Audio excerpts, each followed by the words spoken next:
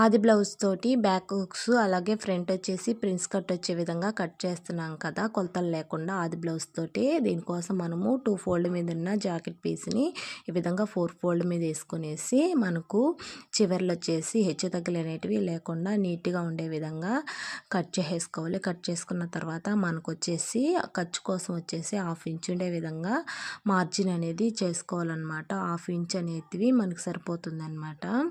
ఈ విధంగా 1/2 inch margin చేసుకున్న తర్వాత ఆది బ్లౌజ్ యొక్క హ్యాండ్ అనేది తీసుకోవాలి. హ్యాండ్ అనేది తీసుకునేసి మనము ఈ విధంగా నీట్గా ఉండే ఖర్చు కింద వైపు వచ్చే విధంగా పెట్టుకునేసి మన వైపు వచ్చేసి ఈ విధంగా షోల్డర్ ఉండే విధంగా పెట్టుకునేసి నీట్గా కుట్టు దగ్గరకు ఒక మార్కింగ్, అలాగే పై వైపుకు ఖర్చుకు 1/2 ఇంచుగా ఒక మార్కింగ్ చేసుకోవాలి. లూజ్ దగ్గర కూడా ఒక మార్కింగ్ అనేది చేసేసుకొనేసి మన ఖర్చు కోసం 2 ఇంచులు ఉండే విధంగా మార్కింగ్ అనేది చేసుకోవాలి. ఇక్కడ వచ్చేసి ఒక 1 ఇంచ్ వరకు ముందుకైతే స్ట్రైట్గా ఉండే విధంగా లైన్ గీసేసుకొని దాని నుంచి మన కిందది మార్కింగ్ చేసుకున్నాం కదా, ఆ మార్కింగ్ అనేది డౌన్కి అయితే ఒక మార్కింగ్ అనేది చేసేసుకోవాలన్నమాట.